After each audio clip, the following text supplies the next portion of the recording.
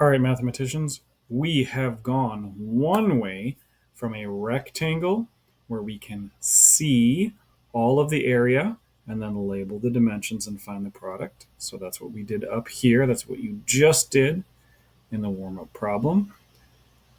And now we're going to go the other way. We're going to take the product, the dimensions, the side lengths, and make a rectangle from that. So that's going to be a lot of practice. I'm going to show you a couple of ways to do this here and like the main way we should stick to. Okay. So just like my tip before was make sure the x squared tiles and the unit tiles are diagonal. We are going to start here with just these x's. Okay, so I'm looking at the side length. I know I have a side of x plus 1. And I'm going to start just by sketching this out. So I have some side here that needs to be x plus 1. And I'm drawing a sketch so I can then fit the tiles in. And here I have x plus 2. So again, I'm going to stick with my x's in the lower left corner, x, and then I need 2. And I may not have gotten the sketch perfectly right, but now I have a guide. I need to think what tile can fit in here that has a side length of x and a side length of x. And I know that that's an x squared tile, so I'm going to stick it in here and notice that my guide was a little bad. All right, it was a little bad. But I can see that I need a 1 tile up here, but it's got to be as long, right? It's got to be as long as this x. So what tile has dimensions x and 1? Oh, that's an x tile. Okay. I got the same deal here. I need some 1s down here, and they need to be x tall. So that's these 2 tiles. And then I'm thinking, how do I fill this out? I need tiles that have 1 as both of their side lengths. So that's these 2 right here.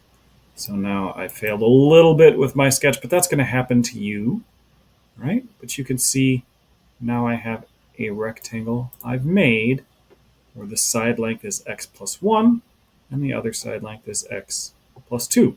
So let's go over to this other example. I'll try to do a little better job sketching. But again, that's what's going to happen to you. So I have 2x. So I'm going to just estimate that I should draw them a little bit longer. 2x and 2. And I'm going to put them on the bottom. And now I've taken care of this side length. And then I have x plus 3. So I'm going to go up, try to make it a little bit longer here. And then 1, 2, 3. All right, those are just my things as a guide. And I might take this and move this a little bit. All right, make some room. It's okay to be a little messy here. And now I'm going to fill it in. I need an x by x tile. I know that's x squared.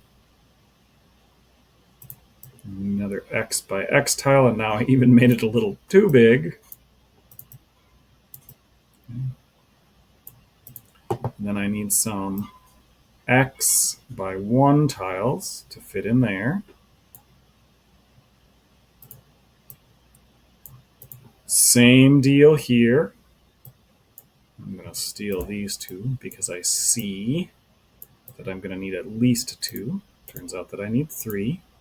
And now I'm filling in this puzzle, right? Like we create the outside of the puzzle, the dimensions, and we fill it in. So what's tiles that are going to fill this space up?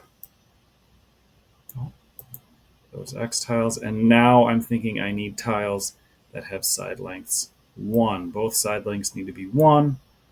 So I'm sticking with that pattern. Notice that the rectangles that I made, to keep it simple, have the x squared tiles always in the lower left corner, and diagonal to them, the unit tiles.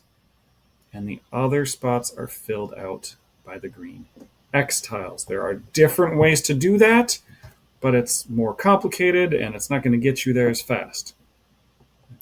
So again, we are creating guides. We're taking these dimensions. We are making guides. And then we are filling it out like a puzzle.